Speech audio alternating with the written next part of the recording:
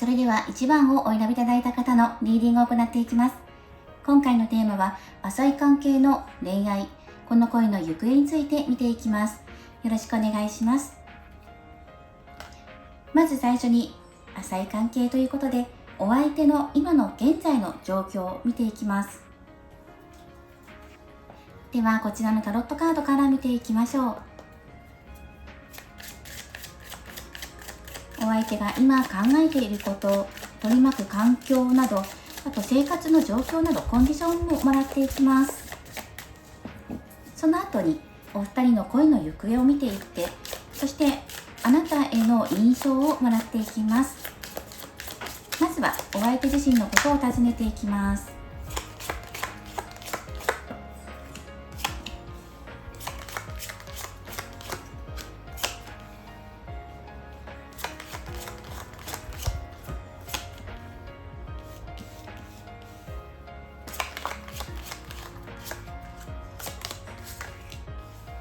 はい、こちらで見ていきます。タロットカードはすべて正位置採用です。はい、これを見ているとお相手の今の現在現状お気持ちっていうのも、とてもいいものなんじゃないかなとは思っています。今この、そうですね、ご自身の考えていることとして囚われの身、ソードの A と出ています。そこからの解放っていう流れになっているので、今障害を乗り越えた、仕事が一山落ち着いたとか、自分の心境が心機一転した、環境が変わったとか、ゼロからのスタート、フールのカードが出ていますので、いろいろ考えなくて良くなったとか、肩の荷が下りた、そんな今のお相手の状況っていうのが見えています。なので今まで忙しかったとかっていうのもね、一山落ち着いたんじゃないかなっていうのも出てきています。周りの環境とかも見ていくんですが、そうですね、お相手に期待がかかっているのかなとも思います。そうですね、お仕事だったりとか、お相手が一人で何かを始めようとしていたりとか、周りの人がそれに対して応援してくれている、頑張ってね、あなただったら独立できるよ、これから一人でもやっていけるよとか、仕事面でも評価されていて、周りからの期待も集まっています。でなおかつこの人の中でも今自分の中の環境や考え方っていうのもすっきりとクリアなものになっているんじゃないかなと思うんですね。そして自由を表しています。自由を求めているので、束縛っていうところにはとらわれたくないっていうのはあります。考え方が固まってしまうことだったり、悩み事から抜けたいっていう気持ちが強いので、また同じような悩みに苛まれたくないっていうのはあります。そして周りの人と協力し合いながら何かを始めていきたい、物事を実行に移したい、そういうことも入っていますね。そしてこれからこのお相手ですね、お相手に嬉しい知らせが届いたり、一つの合格の結果が来るのかもしれません。それによってまたモチベーションがアップする、または新しいことに挑戦するっていう流れになっていますね。過去にはとらわれずとか、あと制限からはみ出して抜け出して、あとは自分のやりたいようにやっていきたいんだっていう現在の好きなお相手の状況や周りの環境など出てきています。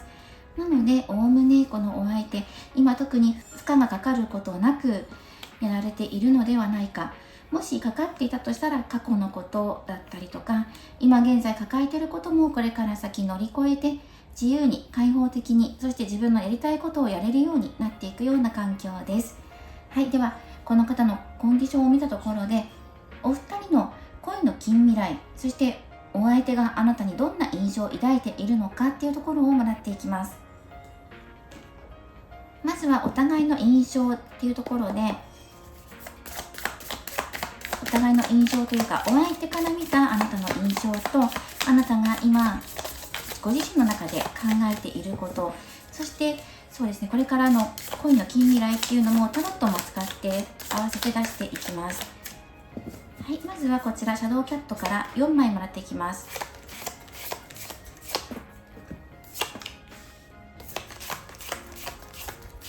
はい、浅い関係っていうことなので、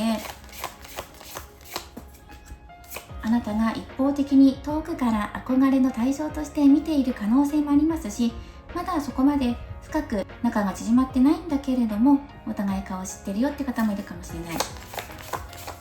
様々な関係性の方がいらっしゃると思いますが、ここでシャドウキャットから4枚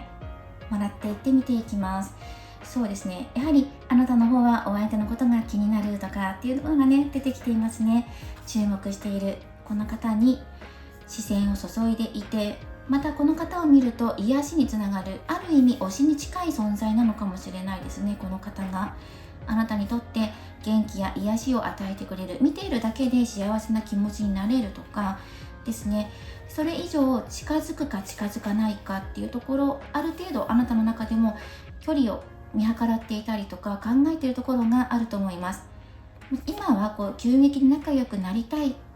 なれればいいんだけれども、無理して仲良くなろうとしなくても眺めてるだけでも幸せな気持ちになれるとか、今はまだこの距離感でいいっていうようなね、どこかそういうところもあなたの中で思ってるんじゃないかなと思います。とにかく素敵な方だなとか、可愛らしい方だな、かっこいいなっていう風に、この好きなお相手のことを、気になるお相手のことを考えてるんじゃないかなと思います。で一方、お相手から見たあなたの印象っていうところで、ここですね、今はまだ気がついていないっていうところで、存在が知られていない可能性がある、認知されていない、または、顔見知りなんだけど深くあなたのことを知らない、名字は知っていても下の名前を知らないとか、外見顔は覚えてるんだけどどんな人かっていうところまでは実際に話がしたことないとか、そういう感じかなと思います。まだ距離感あるかなって思いますね。はい、そしてこの2枚っていうのも参考にもらっていきます。考え直す、私と遊んでということで、お相手にどんな風にアプローチしていけばいいのかっていうのはこの2枚からアドバイスもらっていきます。まずはお互いのそれぞれのお気持ちっていうところ、お気持ちや印象っていうところをもらっていったので、あとはタロットカード出していきます。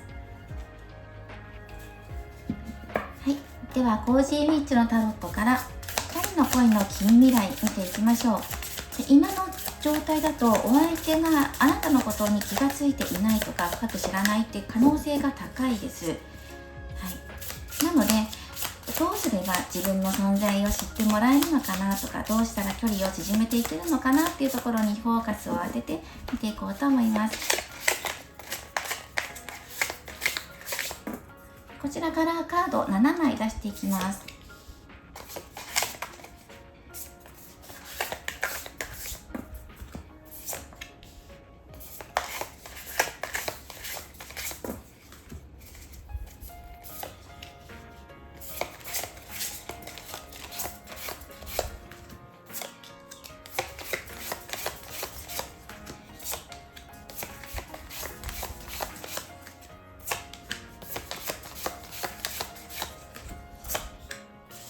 はい、こちらで見ていきます。一度価格を確認します。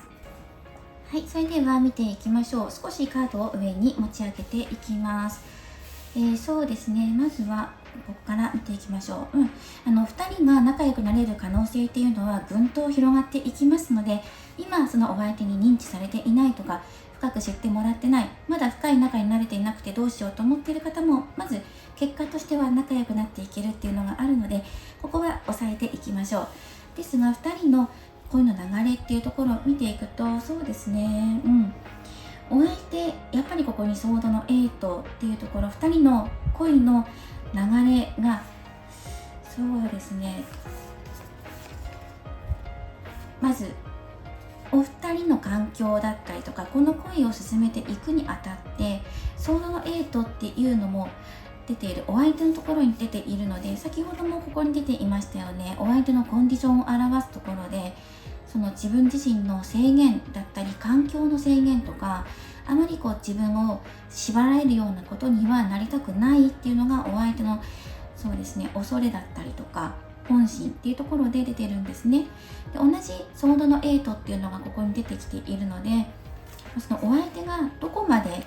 心に余裕を持ってあなたと接してくれるのか、またあなただけではなくて対人についてだったり、対人関係だったり、交友関係っていうのをどこまで深めていこうかなっていうところ、自分の心をどこまでオープンにしていくのかっていうのが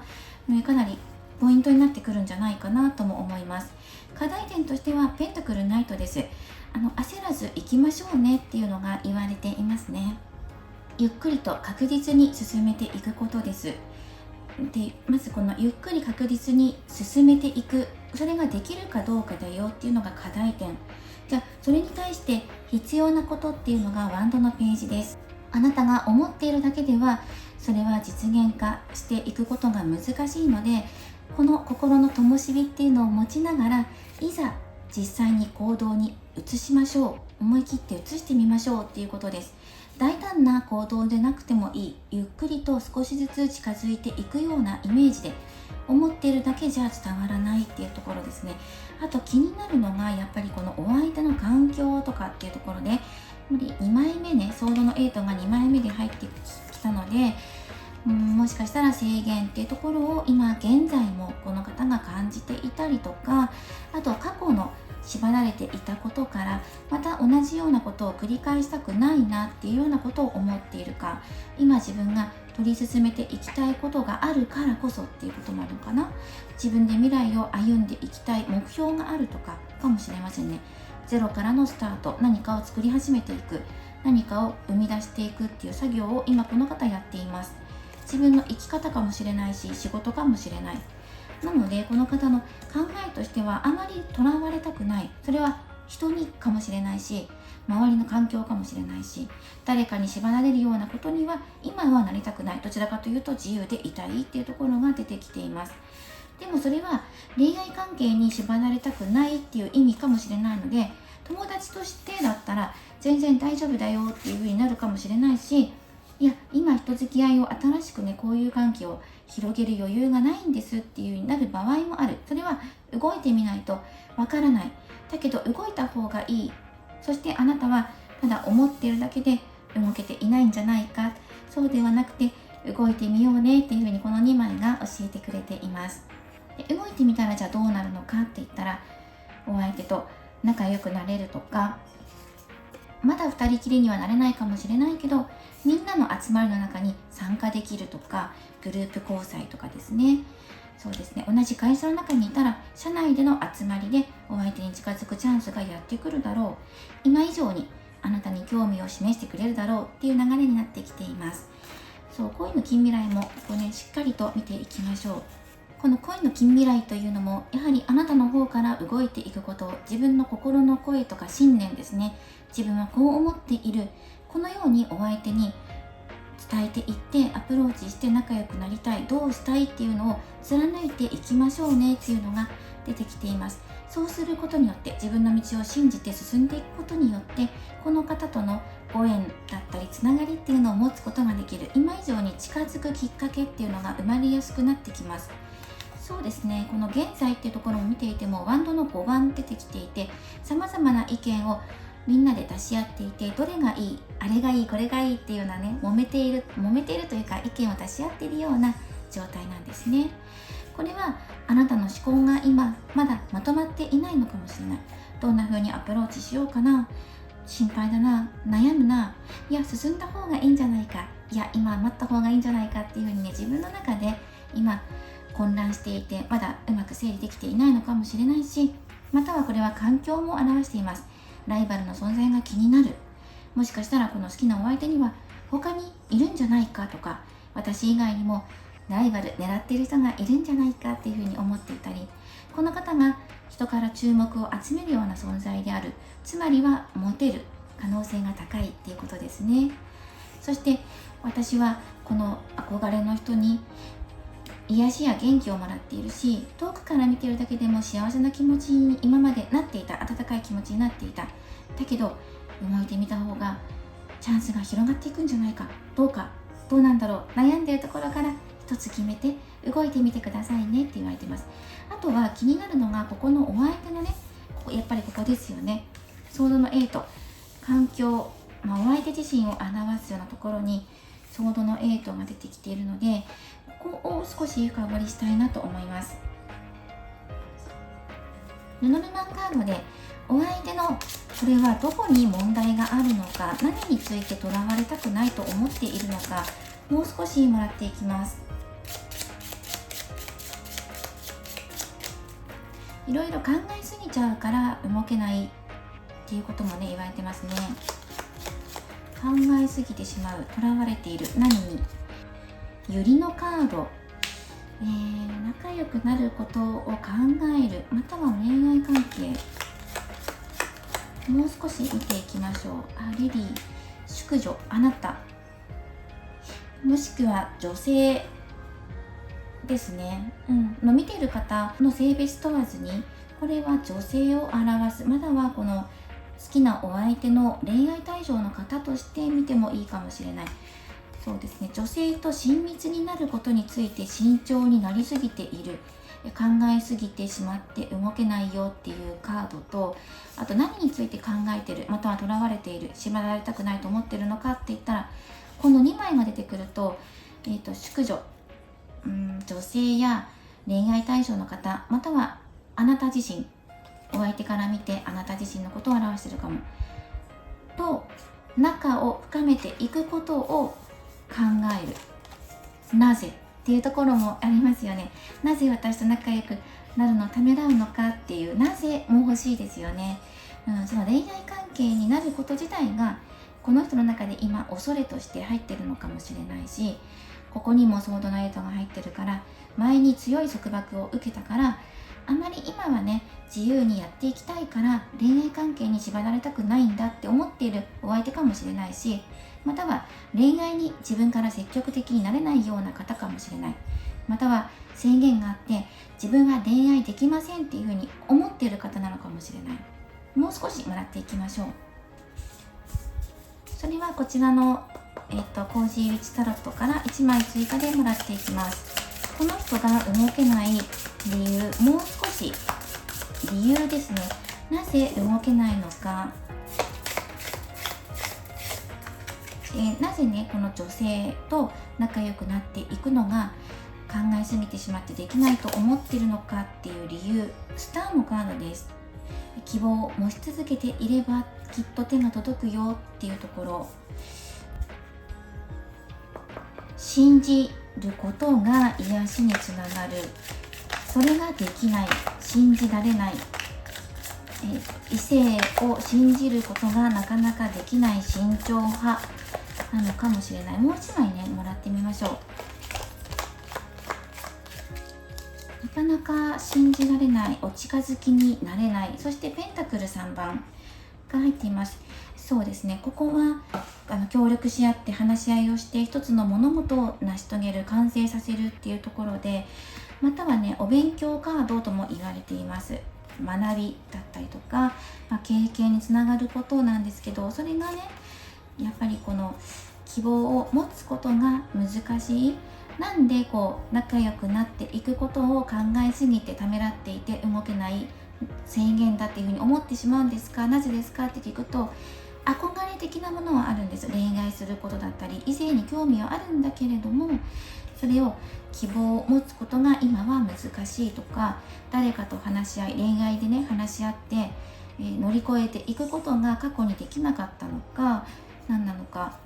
一つの物事を成し遂げていくのが今の自分には負荷が大きいんじゃないかとか、自分には役不足、力不足で恋愛関係に発展しづらい自分のせいなんじゃないかだったりとか、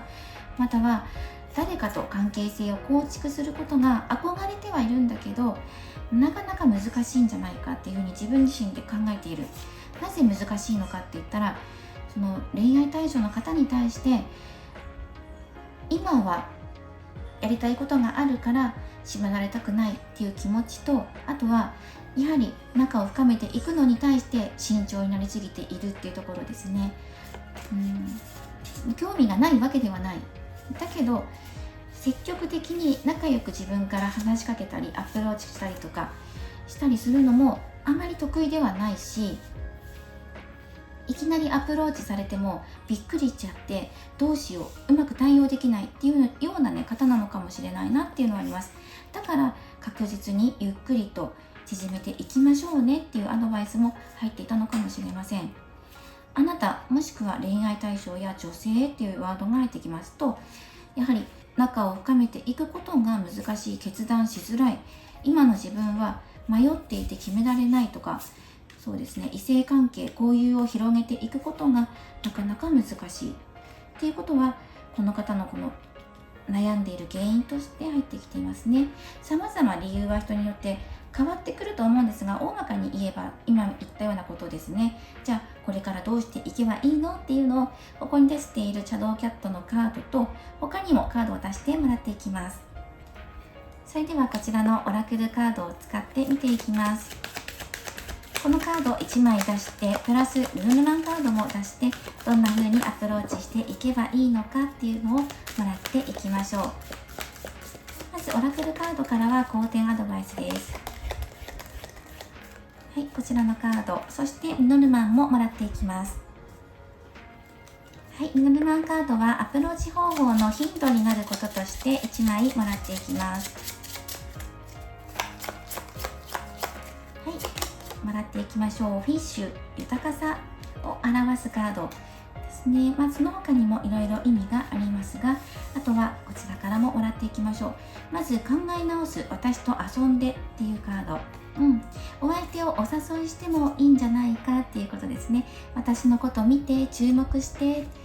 いつでも私は待ってるよ、構ってほしいなっていうことですね。そういうアピールをすること。ただし今のこの人の状況を見てると、あまりとらわれたくないとか、自分から積極的に人と関わっていくことが怖いって思っている可能性もあるので、お相手の状況をよく見ていきながら、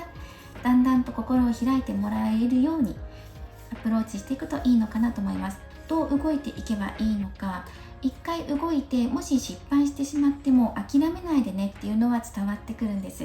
なので一回考え直して、また再度アピールしてみるとか、控えめにアプローチしてみる、またはやり方を変えるっていうのもありです。今までは遠くから見つめているだけだったんだけど、一歩勇気を出して飛び出してみよう、今度からは話しかけてみようとか、連絡先を渡してみよう、そういうこともやってみてもいいんじゃないかっていうことで、今のやり方、アプローチの仕方を一回考えてみよう、今の自分のアプローチ方法をもう一度見直してみる、そして心を開いて、私はいつも心を開いて待ってるよっていうのを姿勢を見せるといいんじゃないかな。警戒心が全くありませんっていうのをアピールしていくこと、そしてヒントとなるようなことに魚のカードが入っています。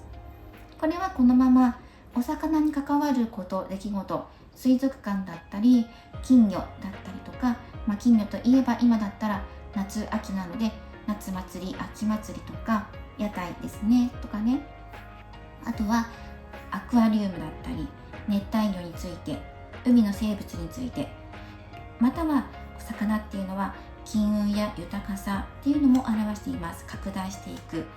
なのでお相手との仲を広げていくために、豊かなものにしていくためにどうすればいいのかなっていうのを考えると、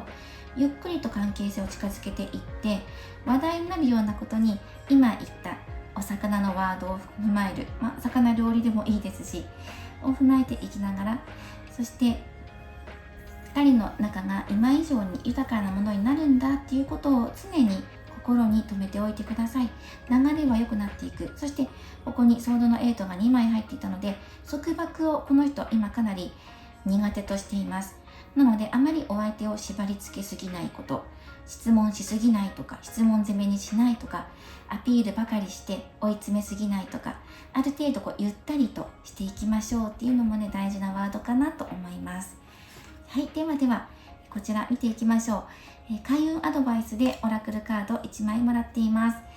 ジバリンガム、答えはあなたの中にあります。そしてここに30という数字があるので、30をラッキーナンバー。そしてこちらのカラーなんですが、白ですね、白、もしくはここに少し茶色が入っているので、クリーム色っぽい色もいいんじゃないかなとも思います。今肉眼で見えている色は白に近いので、白をラッキーカラーとして取り入れてください。そして今回はこちらのレインボーエンジェルクリスタルカード、こちらからもメッセージガイドブックから抜粋してもらっていこうと思います。答えはあなたの中にある。キーワードは生命の高まり、グランディング、バランス、ヒーリング、新しい人間関係です。誰かに相談したかったり、背中を押してほしいと感じているかもしれません。しかしもう他人の助けさえ必要ないほどあなたの中には確固たる答えがあります。あなたはもう分かっているはずです。過去の苦しみや悲しみさえも今の知恵に変わっていることを。あなたの知性はたくさんの人に良い影響をもたらし、多くの気づきや目覚めをもたらしています。すべてに愛を注ぐ準備があなたにはできています。あなたはとても賢く知恵に富んだ存在だということを改めて思い出し、一歩踏み出してみましょう。はい、そんなメッセージ。そしてあとはお選びいただいたオラクルカードからもメッセージをもらっていきましょう。こちらは直感に耳を澄ませる、直感を研ぎ澄ませるというカードです。でこう見ていると手が6本あって鹿の角をつけていて、タロットカードを持っていたり、キャンドルを灯していたり、そしてダウジングもやっていますね。パワーストーンとかも持っています。また瞑想もしてますよね。ヒーリングしてみましょう。そして直感力を冴え渡らせていきましょうということで、自分自身の直感を冴え渡らせる、自分の直感を信じるっていうことをしてみるといいと思います。ピンときたら即動いてみるとか、ピンときたものをメモにしておいて、後からゆっくり考え直してじっくりと行動に移してもいいと思います。あなたの直感に従いましょう。直感力を高めていきましょうっていうメッセージです。今回は浅い関係性の片思い、これからこの恋は進展しますかというのをテーマに見ていきました。これからもリーディング動画を投稿していきますので、高評価やコメント、そしてチャンネル登録をよろしくお願いします。ではまた次回の動画でお会いしましょう。最後までご覧いただきありがとうございました。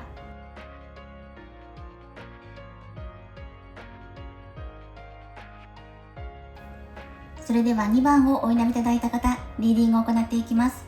今回のテーマは、浅い関係性の恋愛、この恋進展しますかということについて見ていきます。よろしくお願いします。ではまずこちらのタロットカードを使ってお相手の取り巻く環境だったりコンディションっていうのを見ていきます。この方今どんな状況にいるのかな、どうかなっていうのを見ていきましょう。カード4枚出していきます。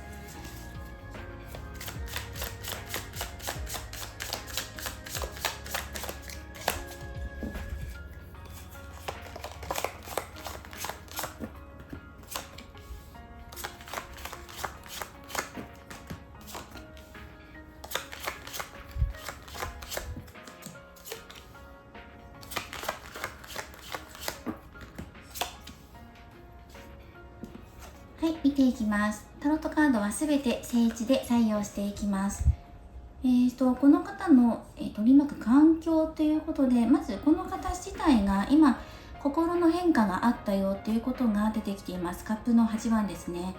心境の変化、または環境が変わることによって気持ちがだいぶ楽になったとか、変わっていく、移り変わっていく今現在の気持ちっていうところで、そしてここら辺がね少し不穏な変化っていうのを表しています。誰かと揉めたりとか争ったりとか、または出し抜かれたり、誰かに、少し嫌なことされたとか、だからそこから抜け出して今気持ち整理したいなって思っているような、そんな環境にいるのかもしれません。落ち着いてゆっくりと一人の時間を過ごしたいとか、自分の気持ちを整理したい、冷静に物事を考えていきたいっていうのが今のお相手の、心境状況っていうところで入っています。そうですね、周りの方でそのお相手に対して敵意を持っている方がいるとか、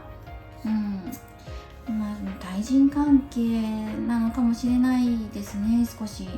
どうでしょうね。または仕事の成績について伸び悩んで迷っている、悩んでいるっていうね、そんなお相手もいるかもしれない。環境が少し慌ただしかったりとか、そうですね、うまい話を持ってこられたんだけど成果につながらなかったとか、そういうことかもしれないですね。私お誘いがあったんだけど、でも自分の中では納得いく形ではなかったとかかもしれません。騒がしい雑踏の中から抜け出して今は、自分の気持ちを見つめ直したい、考え直したいとか、そういうのが今の心境、バタバタしてるなっていうイメージが入ってきます。ではあなたのことをどう見ているのか、印象に残っているのか、浅い関係性なので、もしかしたら距離が空いていて、あなたが遠くから見ていてお相手が気がついていないっていう場合もあります。これをシャドウキャットから学っていきます。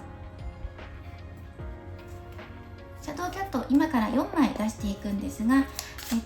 最初の2枚であなたとお相手を見ます。そして後の2枚で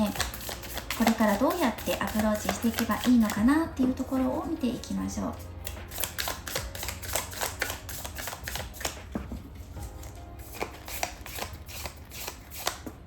まずはあなた自身の心の中っていうことで、ゴシップ、噂です。そしてお相手自身ですね、まだ痛む古傷。はい、そして誓い合う。でこちらですね、興味が湧かないっていうことと、この2枚は最後にもらっていきます。はい、誓いと興味があまり湧いてこないよっていうこと。まずあなた自身が今、ネックになっていることだったり、どういう気持ちでいるのかなっていうと、孤立しているか、その3対1とか、そうですね、これあまり周りとうまくいっていないのかなっていう感じがします。あと噂っていうワードも入ってくるので、そのお相手に関する噂のことをすぐにキャッチできるように自分ですごく意識していたり、または SNS でお相手のことを遠くから見ていたり、ネットから情報を集めようとしていたりとか、つまりは SNS 追いかけてますよって方ですね。お相手の投稿を常に日頃チェックしていて、で現実的にはまだ距離があるから話しかけられないとか、周りからどう思われるんだろうとか、そういうことを気にしている、周りと自分とお相手とって、この辺りかなっていうのを気にしてます。でお相手がまだ古い傷が傷んでるよ、まだ癒してる最中だよっていうのが出てきているので、これはあなたに対する印象なんですよ。なので知ってるんじゃないかなとは思います。だけど過去にあなたとお相手の間で何かあったのかもしれないし、あなたのことを昔から知ってる、だけどまだ癒えていないんじゃないか、何か2人の間で亀裂が走って、そこからまだお互いが回復していないのか、一度離れちゃったとか、少し縮まった時もあったんだけどとか、でも周りのことが気になっちゃってまた疎遠になっちゃったとか、お相手からしてみたらあなたのことは知ってるんだけど、なぜか胸がまだね痛むような、あなたのことを思い浮かべると何かチクッとするような、そんな気持ちになる。何かしらのそうですね、痛みっていうのを抱えていて、そこからまだ回復しきれていないんだっていうことが言われています。でも後ろには綺麗な桜が咲いているので、もう間もなく傷が癒えたらこの美しい景色に目が向くだろうっていうことは出てるんですけど、少し気になりますね。お相手のあなたに対する印象です。またはあなたの過去そのものを思ってるのかもしれません。過去にあなたが何かあったっていうことを知ってるのかもしれない。それで遠くから見ていて、あなたのことを思うと、あの時のあの過去のこと、出来事が思い出される。あの時あなたが辛かったんだろうなとか、過去のあなたはきっと辛い思いをしたんだろう、そんなことを思っているのかもしれません。ではこの後コージーウィッチのタロットからさらにカードを展開していきます。そうですね、お相手の近況っていうのも、周りが騒がしくて今ちょっと一人で冷静に考えたいなっていうのもあるので、積極的に周りと関わりたいというよりは、自分の気持ちを見つめ直したいとか、これからどう対応していけばいいのか考え直したいっていうところだと思います。どう対応していこうかなっていうところですね。そんな状況にいるお相手と今のあなた、この2人はこれからどう流れていくのか、恋の近未来カードを出していきます。7枚出していきます。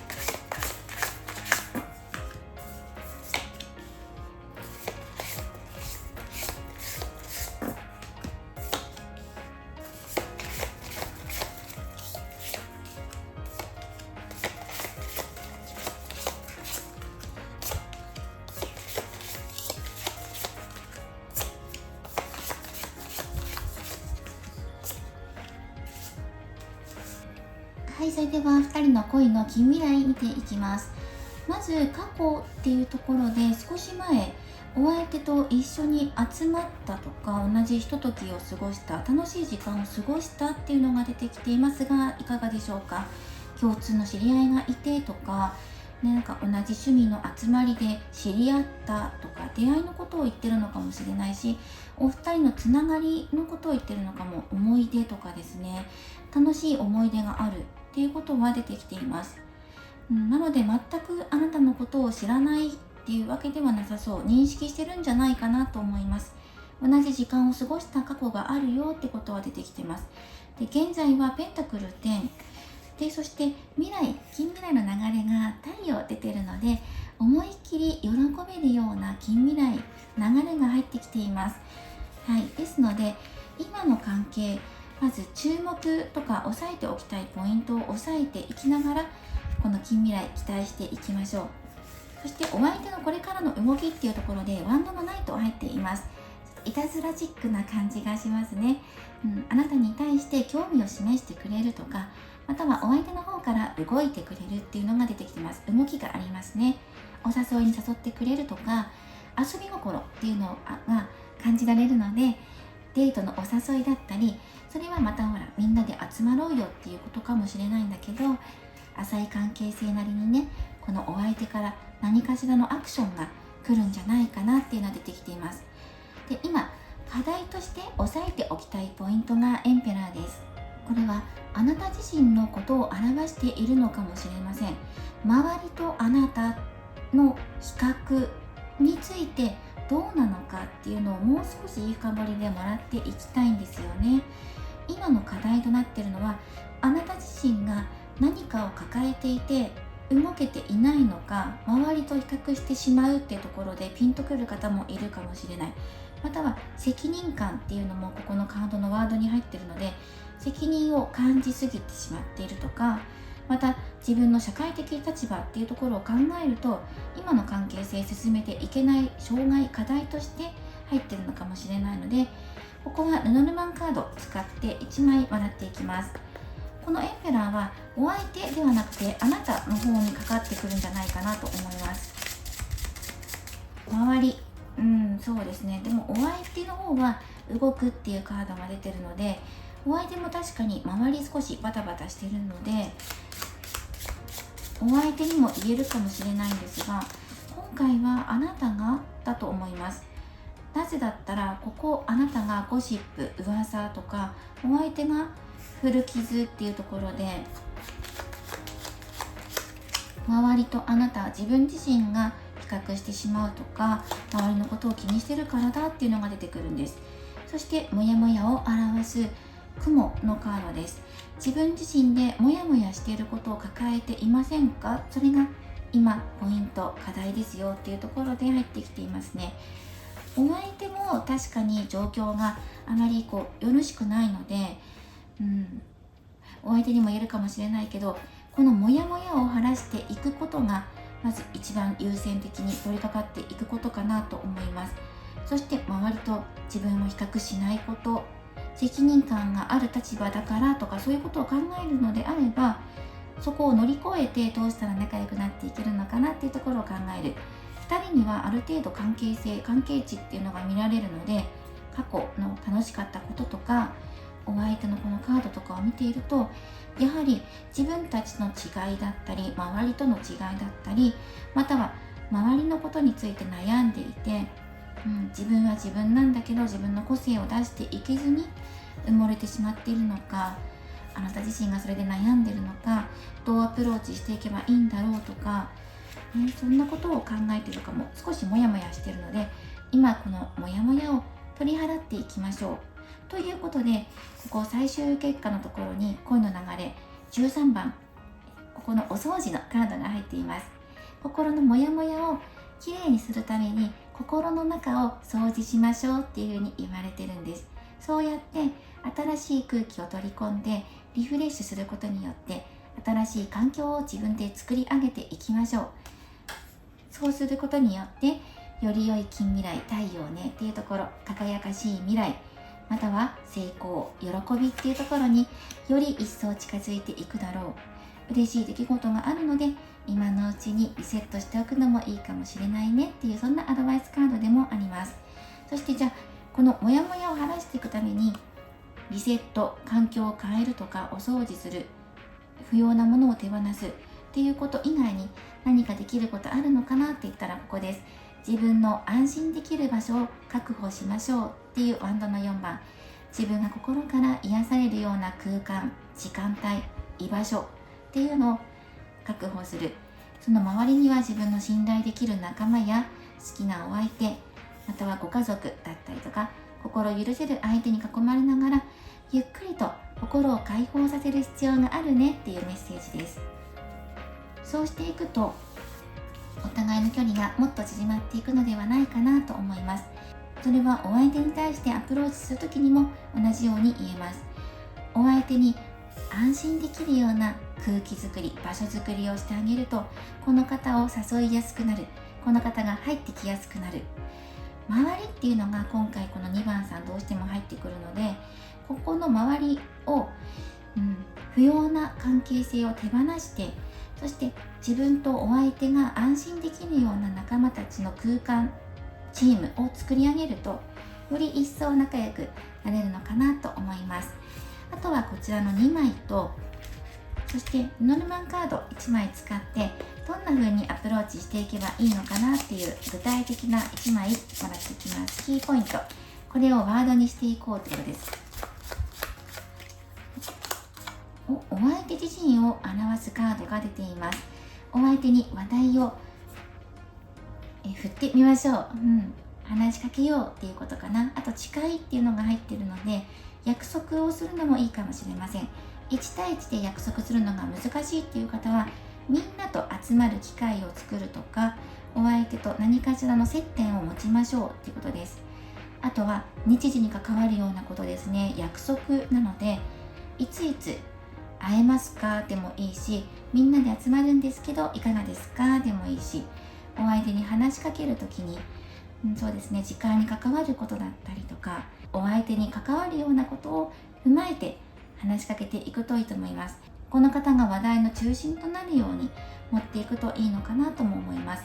そしてここのね、興味がないっていうカードが入っているので、興味を持ってもらえるようにアプローチしていきましょうということです。あなたに対して興味がないわけではないんですよ。もっと飛びついてくれるようなことに気がついてもらえるように、いろいろ試してみましょうっていうことです。こんなに遊びたいなっていうおもちゃを目の前にしても気がついていないお相手なので、まだね、あなたの今のアプローチ方法だと気がつかないのかもしれないし、足りないね、おもちゃがね足りないのかもしれないし、そもそもおもちゃ時代あなたがお相手に差し出していないのかもしれないし、他にもありますよね。お相手が今眠っていて、あなたがすごく楽しそうなおもちゃを持っていても眠っているから気がつかないのかもしれないし、気がついてもらえるように工夫してみましょう。それはお相手に関わるようなことを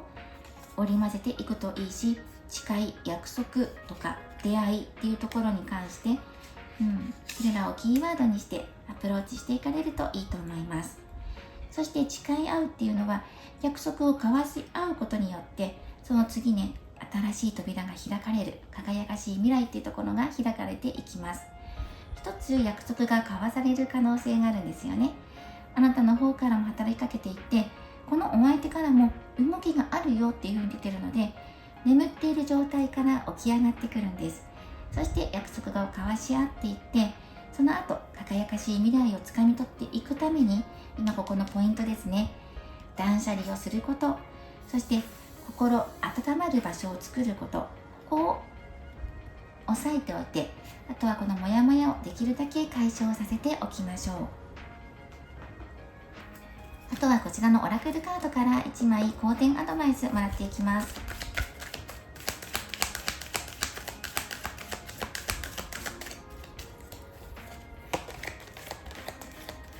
はい、この1枚です。はい、こちらもね、ラッキーカラーとしてもらっていきましょう。モルガナイト、愛される喜び。ラッキーナンバーは3番です。ラッキーカラーはピンクなので、ピンクの色を取り入れてみてください。今回はレインボーエンジェルクリスタルカード、こちらからガイドブックを使ってメッセージをお伝えしていきます。はい、モルガナイト、愛される喜び。キーワードは母性、自己愛、愛を表現する、心を開くです。誰かの期待に応えようと無理をする必要はありません。服やバッグ、ジュエリーなども周りに合わせたり比べたりしなくていいのです。すべてを自分の好きなように選んでください。今すぐには気がつかないかもしれませんが、この瞬間もあなたはたくさんの愛に満たされているということをこのカードは伝えようとしています。愛や幸せに条件も理由もクリアしなくてはいけない課題もありません。あなたはそのままで愛される存在なのです。また、愛し愛される喜びを感じられるパートナーとの出会いが近づいていることや、身近な大切な人と愛がますます深まることもこのカードは暗示しています。あなたはありのままで愛される存在です。こちらがカードからのメッセージ。そしてお選びいただいたオラクルカードからもメッセージをもらっていきましょう。こちらは感謝の気持ちを表現するというメッセージです。あなたが今胸に込めている感謝の気持ちというのを外に出してください。ありがとうと伝えるとか、手紙にする、あとメールを送ったりとか、何かしらの表現方法を使って自分の感謝の気持ちというのを周りに示していきましょう。好きなお相手だけではなくて、周り、あなたに協力してくれる味方ですねにもありがとうって言っていきましょうというメッセージも入っていました。今回は浅い関係性の恋、この恋愛進展しますかということについて見ていきました。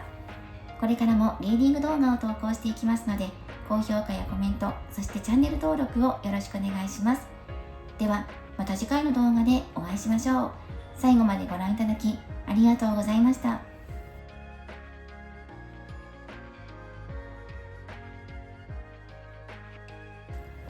それでは3番をお選びいただいた方のリーディングを行っていきます。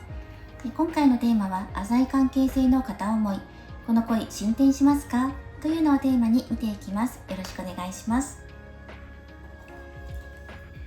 まずはこちらのタロットカードからお相手の今現在のコンディションを見ていきます。失礼しました。周りの環境だったりとか、お相手自身が今どんな気持ちでいるのかっていうのをもらっていきます。カードは全部で4枚出していきます。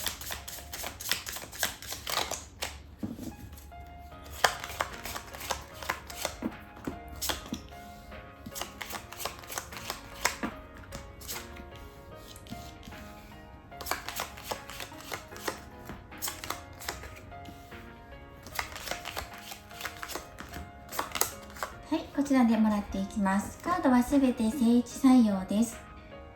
そしてこちらが飛んできたものも一応ね見ていきましょう。補足として見ていきます。今のお相手の状態すごくいいなっていう風に感じますね。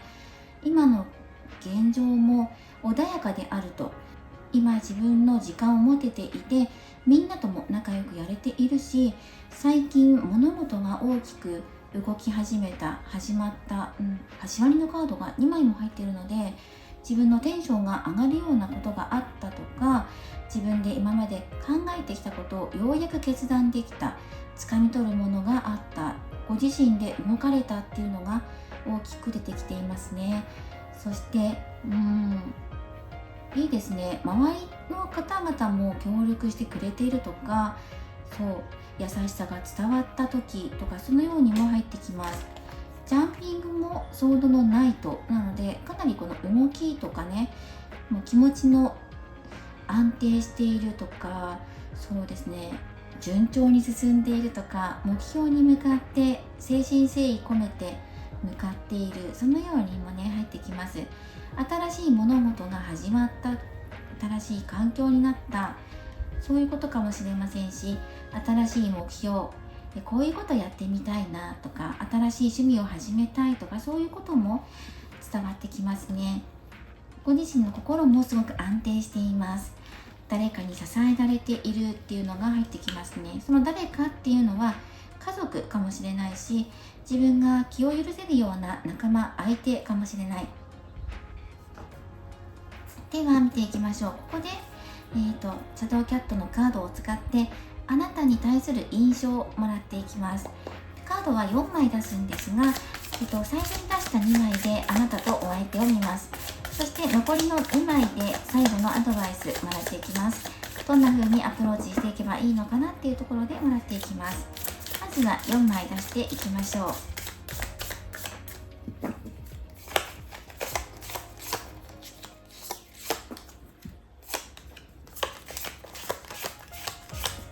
はい、レッスン、痩せ我慢、はい、迷子のカードと仲良しのカードですね。素晴らしいカードも出てきています。この2枚を最後のアドバイスカードとしてもらっていくので、この2枚でもらっていきましょう。まずあなたのところを表すカードに伝授、レッスンのカードが入っているので、お相手とのことを言ってるのかなとも思います。レッスンなので教わっている関係性とか、あとはお相手を見て憧れている、自分も同じようになりたい、習いたい、お相手の技術だったりとか魅力っていうのを自分もそのコツをね教えてもらって同じように輝きたいっていうようなお気持ちでいるのか、このねレッスンっていうのが入ってきます。同じレッスンを受けているのか、教わる側、教えてる側とかそういう関係性なのか、またはお相手の何か魅力をね自分も同じように発揮していきたいなとか、お揃いのものを身につけたいなとか、そういうことで憧れの眼差しとして見ているのかもしれない。お相手から見たあなたの印象、おしゃれだっていうのがまず入ってくるんです。おしゃれな人、個性的だなとか、自分磨きに手を抜いてないなっていう風に見えています。そしておしゃれなんだけれども、ここにごちそうがある、それを横切っているのでちょっともったいないっていう風にも見えてるんです。または本心がちゃんと見えない、すごく素敵な人だなっていうのはわかるんだけど、まだ中身まで知らないとか、本当に美味しいところをまだ知らない、あなたの本当の魅力、内側から出てくる人間性とか、そういうところがまだつかめないっていうのがね出てきてるかもしれない。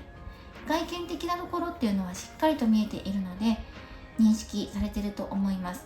本音、あなたの本音かもしれないし、あとあなたが本当のチャンスを逃しているのをお相手が傍から見ている可能性もあるので、そういう意味でもったいないなって思っているかもしれないですね。すぐそこにチャンスがあるのに気がついていないのかもしれないなっていうふうに見えていそうな気もします。ではこの後こちらのタロットカードを使ってこれから恋の近未来について見ていきます。お二人の近未来どう流れていくんだろうっていうところ、そして最後に具体的にアプローチしていくためにはということでカードを出してもらっていきましょう。は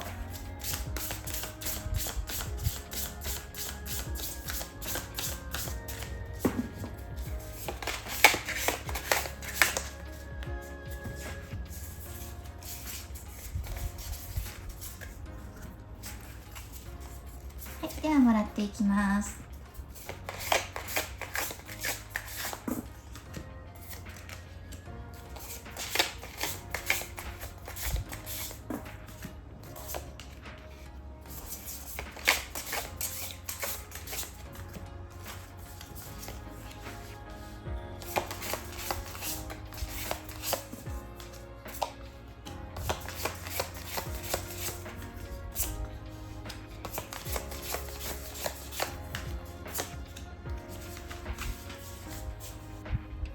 それでは見ていきます。お二人の恋の近未来の流れです。まず過去、現在、未来で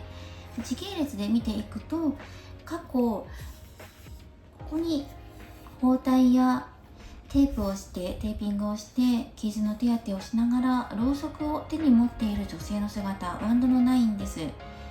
いろんな障害を乗り越えてきましたねとか、乗り越えるために多くの犠牲を払ったんだっていうのが出てきていますね。たくさんの痛みを抱えながらも諦めずにずっと持ち続けてきたものがありますねと。2人の恋愛の過去ですね。そして今現在っていうことで見ていくと、だんだんとこれいい流れになっていくんですね。過去辛いことがいろいろあったけど、でもそれを乗り越えて現在とか、それでもね諦めずに進んできたから今があると。で今はこれから育んでいけるんだとか、これから作り上げていこう、どういうふうに作り上げていくのか、どういうふうに完成するのか見守っていきたい、じっくりと眺めたいとか、そうですね、ゆっくり関係性を育んでいきたい、どんなものになるんだろう、どんなものが自分にもたらされるんだろうっていうことでワクワクしている気持ちもあると思います。で一方ではお仕事つながりの方だっていう方もねいるかもしれません。同じ社内の中の人とか関わりがある方ですね。そして近未来、もうすでにあなたには揃ってるんだよって、心の準備もできてるし環境も整った、さあこれから動いていきましょうっていうことで、ここもう苦しい思いはしなくていいんだよとか、もう準備するためにいろんなことやってきたし、自分磨きもしたし、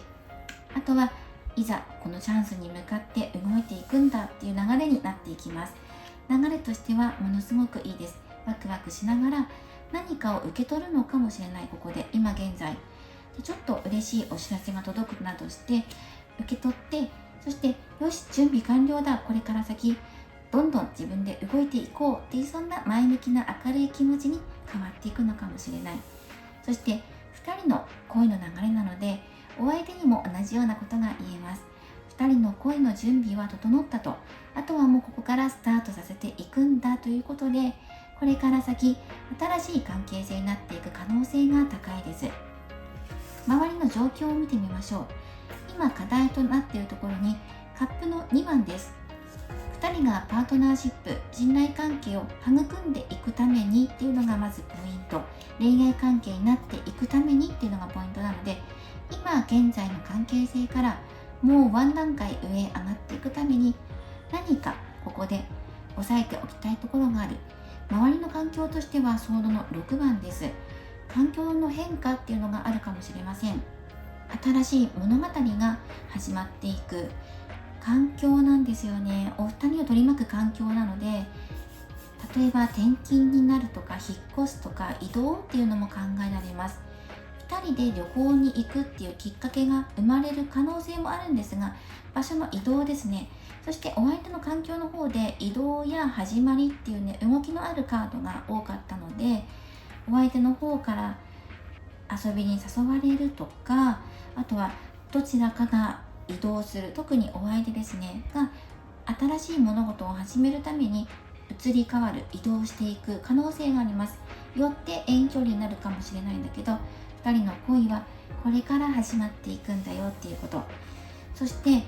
人が信頼し合うパートナーシップを結んでいくために、今一度信頼関係を見直す。ペンタクル7番、見直しと改善を表すカードです。今あなたが育んできたものがどのように変わっていくのかっていうのをちゃんと見ましょ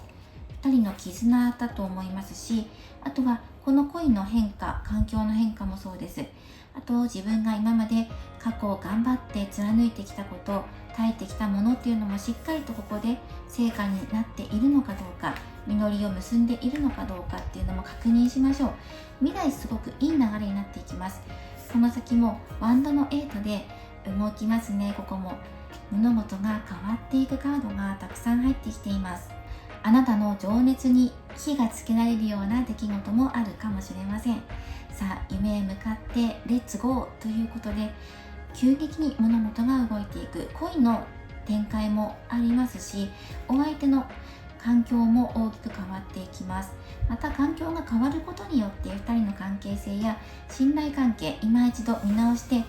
ぱり2人が大事だな、大切だなって思い合えるような、そんなチャンスがやってくるのかもしれません。2人の恋がスタートする。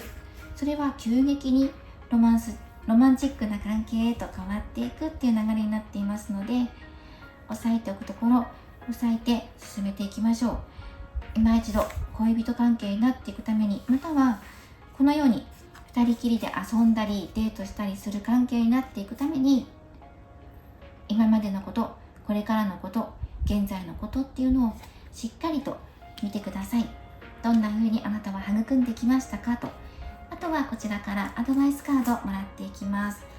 あとはミノルマンカードからもアドバイスもらっていきます。はい、ではミノルマンから何かをキーワードとしてお相手と話を弾ませていくためにっていうことで、何をキーワードとしてもらっていくのかっていうのを見ていきます。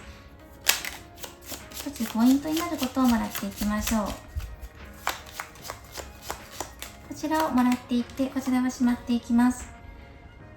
であとはですね、ここのカードも押さえてみていきましょう。お魚のカードです。ここ迷子のカードっていうのがじっくりと待つっていうのがあるんです。一瞬離れてしまうこともあるかもしれないと。迷子なので迷うこととか、これから先の未来について戸惑ったりとか、道に迷う、進路に迷うかもしれないし、そういう時は必死になってどうにかしようって焦らなくてもいいので、どっしり構えてチャンスが来るのを待ちましょう。お相手の方が戻ってくるのを待ちましょうっていうことを表しています。未来について迷うってことなので、先が見えないとか、あとお相手から返事が返ってこない時もあるかもしれないよと。だからこそ2人の信頼関係がどうなってるのかなって確かめてみようねっていうポイントが入ってるんですね。で返事がすぐに返ってこないから脈なしだとか、私に気がないんじゃないかっていうふうにすぐに諦めるのではなくて、少し待ってみてくださいねっていうこと。そしてここですね、すごく仲良しです。温かい暖炉のもと2人で肌を重ね合って温まっています。いずれ仲が深まっていく、今よりも深まっていくので、たとえ迷うことや返事がすぐ来なくて不安になることがあったとしても、今は待って、そして明るい未来やこれから始まっていく関係性、物事が動いていくので、その動きに合わせてその都度見直し改善を繰り返しながら仲を育んでいきましょう。そしてお魚っていうのがキーワードで入ってくるので、海に関わる生物、お魚、水族館、アクアリウム、あとは、金魚、お祭り、そして魚がモチーフになったものや海の生物なので亀がいたり、例えばクラゲだったりサンゴがいてもいいと思います。海にまつわるようなことでそれをワードに持っていきながらお相手と仲を育んでみてください。またお魚は金運や豊かさを表す意味もあります。お金に関わるお話だったり、あとはこれから2人の関係性が豊かになっていくんだっていうことをイメージしながら、明るい未来を希望して明るい未来を描いてください。ここで連絡が来なくなるかもしれない時があるよっていうメッセージが入ってくるんです。だけど諦めないでねっていうメッセージなので、環境の変化によって連絡のやり取りが一時休止されるかもしれない。途絶えてしまって期間が空いちゃう時もあるかもしれないんだけど、未来良くなっていくし変わっていくんだっていうことをしっかりと受け止めてください。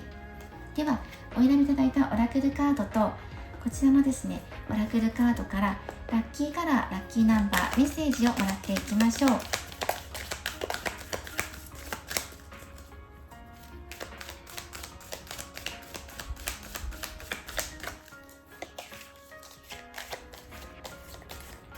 い、こちらのカードです。ラッキーカラーは明るいグリーン、黄緑とかグリーンで取っていきましょう。ペリドット、新たな風が吹く。こちらのカードはこちらのレインボーエンジェルクリスタルカード、こちらのガイドブックからメッセージをもらっていこうと思います。はい、ペリドットですね。新たな風が吹く。キーワードは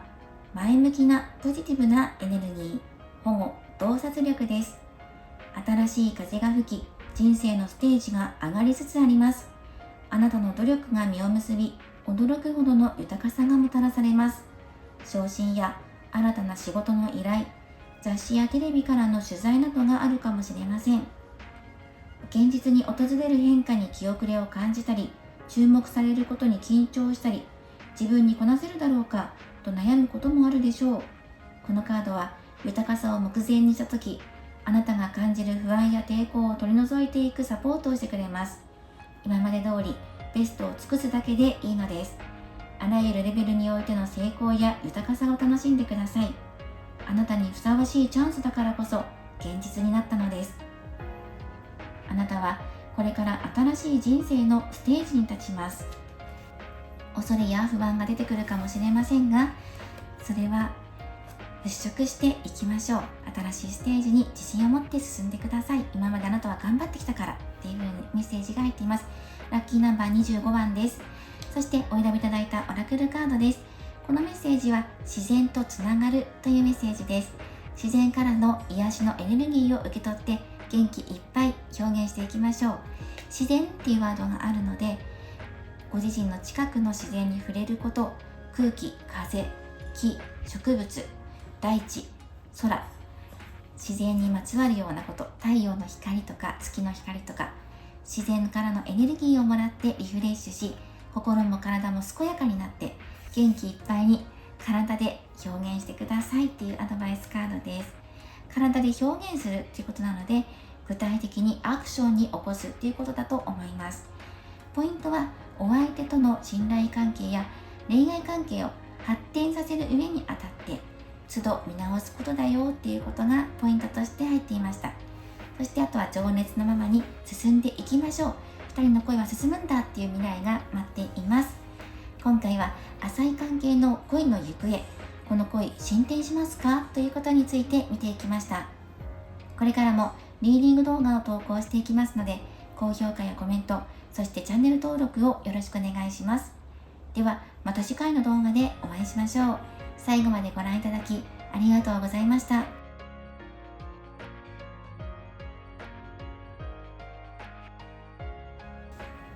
こちら4番をお選びいただいた方、リーディングを行っていきます。今回のテーマは浅い関係の恋の行方、この恋どうなりますかというのをテーマに見ていきます。よろしくお願いします。まずはタロットカードを使ってお相手の現在のコンディションをもらっていきます。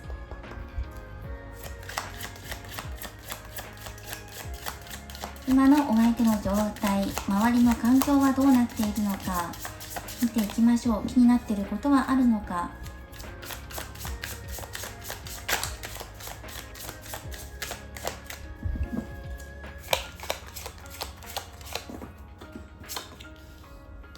つなり人ですね。何かに耐えているのか、周りからの圧があるのか、今の重圧から抜け出したいと思っているっていうところが入ってきていますね。今のお相手の様子です。周りから期待されているんじゃないかなっていうのはね、注目されているとか期待されている中には、このようにアンチと言いますか、お相手に対して反対されているような、そんな方々もいるのかも。いろんな人から注目を集めていて、かつプレッシャーを感じていたりとか、忍耐を強いられているとか、今の状況的にちょっと苦しいかなっていうのがね、見えていますね。どうかなって、今取り組んでいるのが一生懸命やっているんだけど、なかなか成果が出ないとかですね。じゃあどうするのかって言ったら、やっぱり抜け出したい。そして人から注目を集めることはこれからも変わらないだろう。だけど状況は一転して、周りの状況、環境、周りの人々すら自分の味方に持っていきたいんだっていう気持ちが入ってきていますね。それをやることができればいいんだけれども、どうだろうかっていうところで、このお相手、今一人で抱えているっていう可能性もありますね。みんなの前に立って何かをそうですね、人前に立ってスピーチをしたりとか、リーダー的ポジションで周りを引っ張っていかなきゃいけないんだけど、うまくまとまらなくてストレスを感じていたりとかするのかもしれません。上の立場の人たちからは期待が寄せられるし、下の人たち、部下からはいろいろ言われるし、中間的な立場で今板挟みのような状態なのかもしれない。抜け出していきたい、昇進したい、そんな思いがあるんだけど、その悩みを抱えていて相談できる相手がいないとか、くつろげないですね。逃げたい気持ちも抱えていきながら、今の状況をこらえてるよとか、そんな風に感じます。コンディションとしては、忍耐っていうのがね、ありますね。ではシャドウキャットのカードからあなたに対する印象をもらっていきます。そしてこの恋の、アプローチ方法ということで、合わせて4枚カードをもらっていきます。最初の2枚はあなたとお相手に関することです。で、残りの2枚でアプローチ方法についてもらっていきます。こちらのカード、飛び出したもの、最後にもらっていきます。まずはあなた自身、そしてお相手、そうですね、そして最後の2枚がアプローチ方法のヒントになるようなことです。ここにそうですね、ちょっと気になりますね。何かがあって平気なふりっていうカード、そしてチャンスをつかみ取るというカード2枚入ってきているのと、あとこちらですね、このチャンスをつかみ取るっていうのは、あなたがチャンスをつかみ取ってくださいねっていうメッセージです。そして喜びの再会と、そしてお相手からリスペクト、憧れの存在として映っているので、お相手から見たあなたの印象って憧れの存在なんですよね。そのままです。あなたも人気があるとか、モテる人とか、おしゃれいいな、人気がある人、自分もあなたみたいになりたいな、憧れている、近づきたい、仲良くなりたいって思っているんですね。あなたの方は喜びの再会ってあるので、また会いたいなってお相手と思っている。またこの人に会いたい、また二人きりになりたいとか、お話ししてみたいなとかね、もう一度チャンスがあったらいいなっていうことを願っていますね。ある程度距離はあるものの、お互いが認識していて、そしてあなたは会いたいと思ってるし、お相手もあなたに近づきたい、憧れの人っていう、そんな印象を持っています。では2人の未来どうなっていくのかっていうのを見ていきましょう。こちらのタロットカードから見ていきます。2人の恋の近未来、どんな風になっていきますかっていうことで、カードを7枚展開していきます。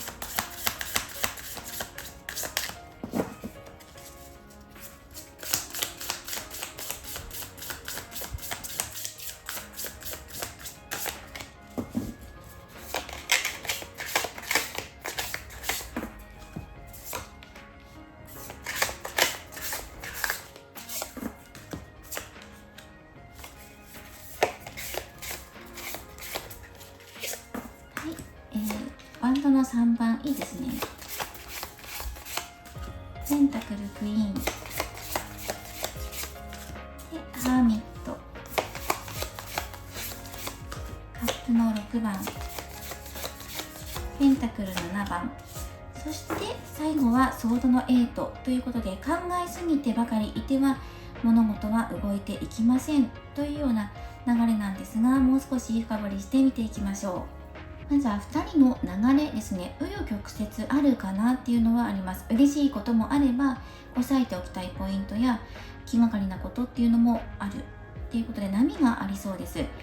流れを見ていくと、お相手とまた会いたいなって気持ち、これが叶いそうなんですね。このまま期待して待っていましょう。良いお知らせがやってきますよっていうことと、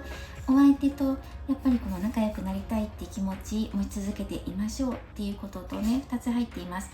物事を柔らかく受け止めて、そしてワクワクしたキラキラした思いっていうのを胸にこう抱きしめておいてね、嬉しい吉報を待ちましょう。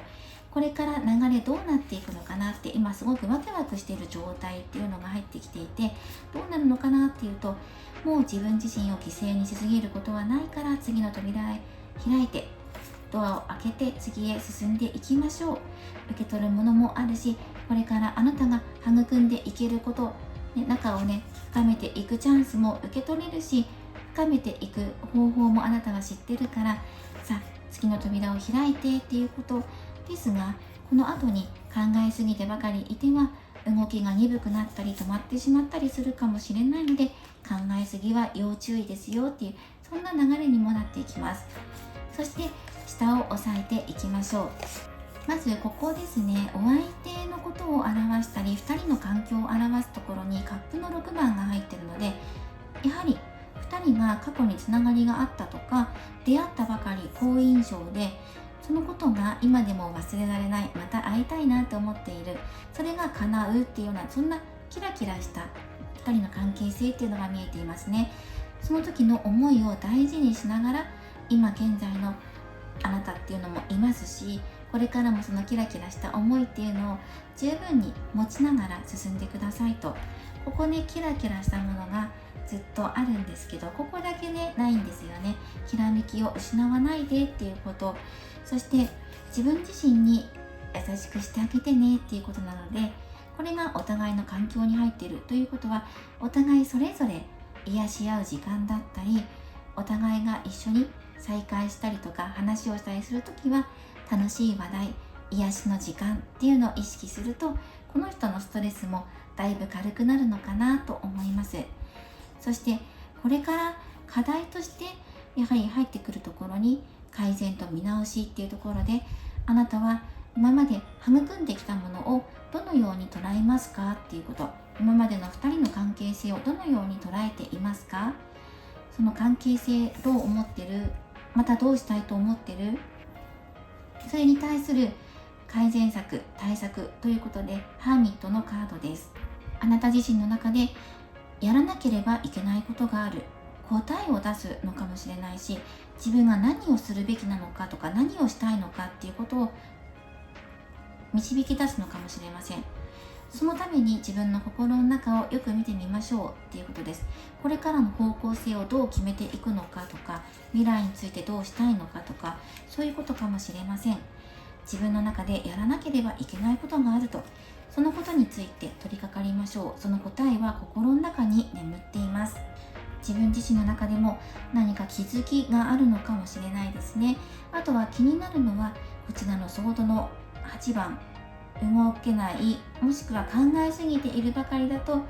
れから動けなくなっていくよってこと、良い流れで来てるので、ここに対してのアドバイスカード、何に気をつけていけばいいのか、そして今2人が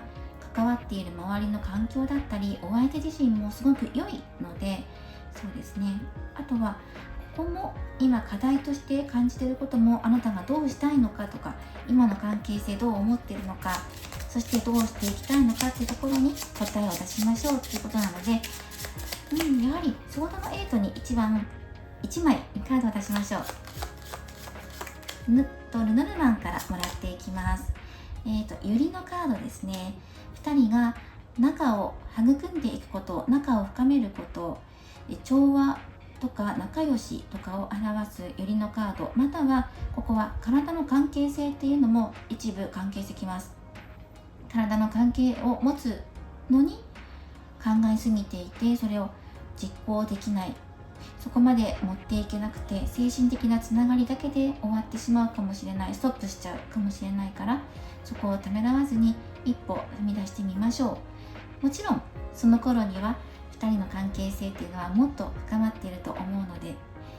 あとはその他には仲良くなることについてためらわずに扉を開けていきましょう。また扉を開けて仲を育んでいく、再会するとか、憧れの存在として見てもらえてるんだったら友達になっていくとか、そういう関係性になった時にまた一つ悩み事が出てくるかもしれない。どうやって仲を深めていこうかな、友達の関係からどう、恋愛関係になっていこうかなってことで悩むかもしれないんだけど、その悩みに対してじゃあどうすればいいのかなっていうところで、こちらのシャドウキャットのカードからもらっていきましょう。まずここ気になるのが平気なふり、何か痛いこととか衝撃が走るようなこと、コップが割れるようなことですね。雷が走る、衝撃が走るようなことがあっても、あなたはその時本当は心が動揺してるのに、そうじゃない、大丈夫なふりをするんじゃないかってことが少し心配だよっていうこと、動揺してしまうようなことがあるかもしれない。それは一体何なのかっていうところをまずね、欲しいですよね。そこに対して1枚、これから未来、こう見ていくと、ここはすごく良い流れなんですよ。じゃあこの先って、扉を開けた先っていうのがどうかなって、止まってしまうっていうのが出てくるので、何があるのか、この衝撃って何なのかなっていうことで、1枚どんなことがありそうなのか、可能性が高い出来事っていうのをもらっていきましょう。キーワードはよりも出てるので、仲を深めるためにっていうことかもしれないし、または疲れちゃうっていう出来事があるのかも。その2人の間だけではなくて、お相手の環境だったりとか、あとはお仕事関連のことだったり、この今のキラキラしたお気持ち、きらめきがなくなってしまうような出来事、多忙とか仕事に追われるとか、なんでしょう、ワンドのクイーンということで、あなたに関して言えば自分に自信がなくなってしまうんじゃないか、自分の魅力っていうのがうまく発揮できないとか、伝わってないんじゃないか、自分には自信がないから恋愛関係になっていくにあたって、だんだん徐々に自分でね、自己嫌悪してしまったりとか、魅力がないんじゃないかっていうふうに悩みすぎてしまって、ここから先恋愛関係に自分から持っていきづらくなる。友達までは順調に流れていくんだけど、いざ恋愛関係とか体の関係イコールそれほど相当深い仲ってことですよね。そこまで持っていくには自分の魅力に対して悩んでしまったりとか、うまくアピールできない、またはその衝撃ということで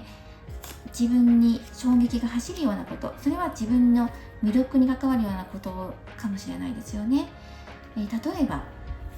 本当に、外見的なことでコンプレックスを抱えているのかもしれないし、それについて本当は相手は嫌がってるんじゃないかとか、例えばですけどね、外見だったりとか年齢とか容姿の違いとか、そうですね、周りと自分を比べてしまって、自分よりもいい人が本当はお相手にいるんじゃないかっていうぐらいね、すごく心配に思ってしまったりとかするようなことが出てくるかもしれない。または衝撃が走るようなことが出てくることによって余計自信がなくなっちゃうとか悩んじゃうってことが出てくるかもしれないんだけどっていうところで、このシャドウキャットのカードからもらっていきましょう。勧誘のカードが入っています。誘ってください、誘いましょう、私を誘って連れてってっていうようなカードと、チャンスをつかむ、これは先ほどもお伝えした通り、あなたが飛び乗っていきましょう。ジャンプして掴んでいきましょう。本当に欲しいもの、本当に望んでいる関係性に向かって手を差し伸ばしましょう。謙遜する必要はありません。遠慮しなくてもいいです。十分あなたは磨いてきました。キラキラを大事に育んできました。これからどうしていけばいいのかっていうのを自分の心の中で答えを出しました。あとはチャンスがやってきたら掴み取っていくんです。またはこの扉を開けるのはあなたです。扉を開けた向こうには新しい関係性やもっと輝かしい世界があなたを待っています。なので自分から自らチャンスをつかみに行きましょう。そしてお誘いのカードも入っていますね。お相手からお誘いを受けるかもしれない。その時に私なんてっていうふうに思わずに素直に受け取っていきましょう。または私はいつも心を開いていますよってことをお相手にきちんと見せてください。隠し事はしないとか、嘘はつかないとか、お相手を不安にさせないようにするっていうことを心がけてみましょう。そしてアプローチ方法をもう1枚ルノルマンカードでもらっていきます。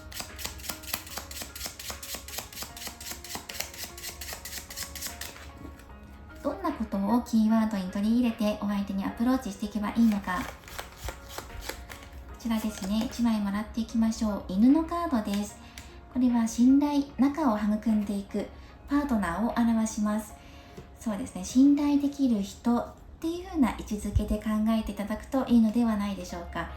またはチャンスはもうすぐそこまで迫っています。信頼関係をゆっくりと構築していきましょう。そしてお互いしっかりと約束だったり信頼関係を結んだ時には、チャンスはもうすぐそこまでやってきています。自分を信じて、相手を信じて、信じる気持ちっていうのを忘れずに。またドッグ、犬のカードなので、犬をテーマにしてお相手と話題にしてね、盛り上がってもいいかもしれません。そうですね。そしてあとはもう1枚オラクルカードからも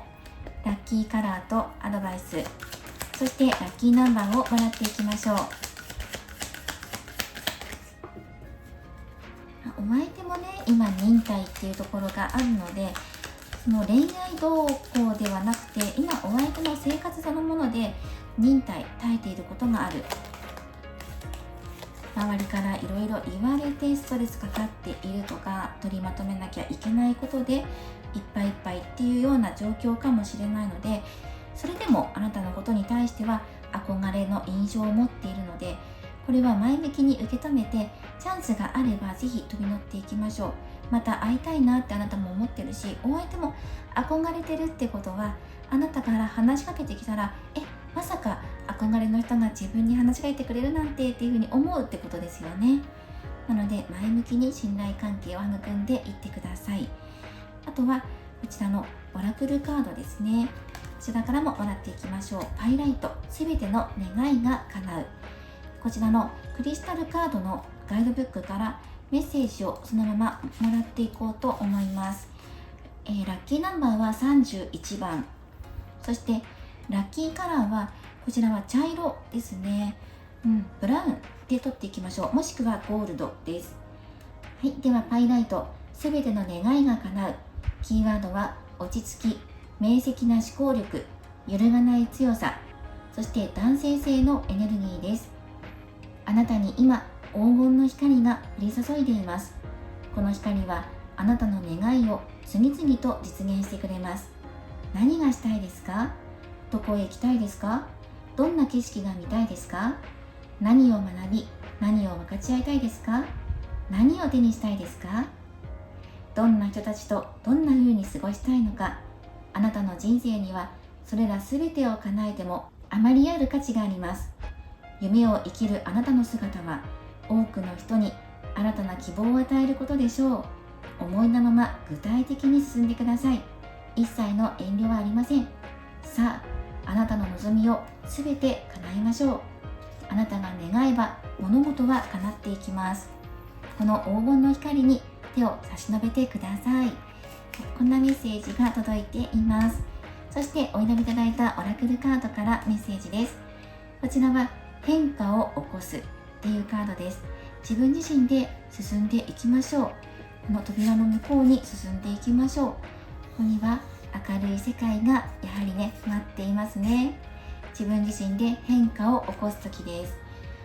はい。この変化というのは自分に自信をつけるっていうこともいいと思いますし、今の2人の関係性を近づけていくために自分から進んでいく、行動するっていうこともいいと思いますし、お相手の状況を助けてあげるっていうこともいいと思います。今自分自身の中で改革、変化っていうところに注目してみてください。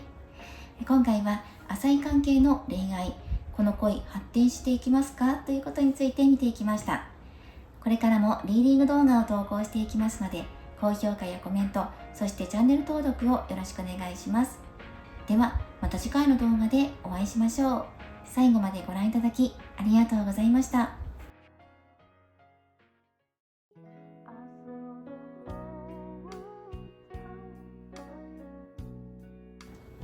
今回のリーディングは以上となります。浅い関係の恋の行方について見ていきました。今回は4択占いとなりましたので、お選びいただいた選択肢それぞれのメッセージをお受け取りください。そして今回は共通メッセージでルノマンカードからメッセージをもらっていこうと思います。浅い関係の恋愛というのをテーマにしていってますので、どんな風にお相手にアプローチしていけばいいのか、またはお相手の方からお誘いが来るのか、そんなこともテーマに今回占っていきました。ルノルマンカードからは共通メッセージでフリーでもらっていきます。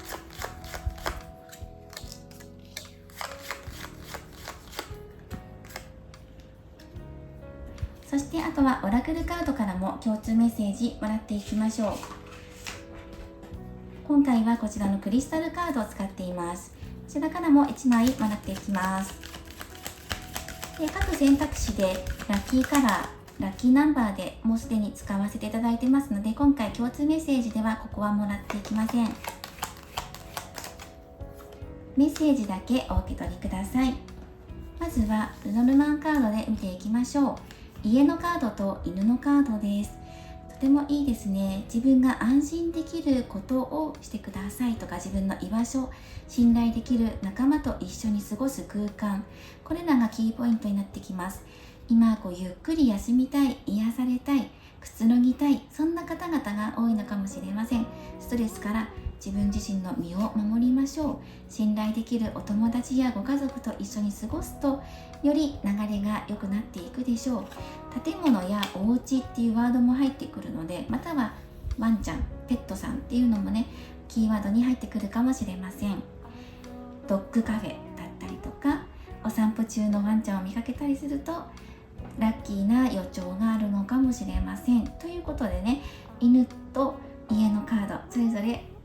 もらっていきましょう。優しさや感謝の気持ちを周りの人にあなたが伝えていく時です。また逆に感謝の気持ちを受け取る時でもあります。この気持ちの行き来の嬉しい行き来ですね、これが起こると思いますので、ありがたく気持ちを頂戴して、あなたも遠慮なくありがとうとか、優しいね、いつも私にこういうことしてくれてありがとうなど、そんな気持ちを伝えていきましょう。温かい気持ちの行き来が行われます。癒しですね。そしてあとはこちらですね、アメジスト、ここに愛があるという共通メッセージでもらっていきましょう。こちらのクリスタルカードからもらっていきます。はい、こちらですね、メッセージのみお受け取りください。キーワードは安らぎ、感情のバランスをとる、浄化、才能の開花です。好きなのに、愛しているのに素直になれない時はありませんか？相手を責めたり、強がったり、求めすぎたり、関わることを避けようとしたり、そんな時、自分のことが嫌になってしまうこともあるでしょう。傷つくことを恐れたり、人と距離を取りたくなるのは、実はあなたが深い愛を持っている証です。とても大切だからこそ、その思いが損なわれることへの恐れが大きくなってしまうのです。今は温かい気持ちであなた自身に愛を与えてほしいのです。優しい音楽を聴いたり、温かいハーブティーを飲んだり、自分自身に愛を持って接してください。自分への愛は豊かさに広がり、さらなる愛が育まれます。信頼して自分自身に愛を注ぎましょう。あなたの愛はあなた自身も世界も満たします。こんなメッセージをお受け取りください。はい、では今回は共通メッセージとしてアフタートークお届けしていきました。今回も最後までご視聴いただきありがとうございます。また次回の動画でお会いしましょう。ちらでした。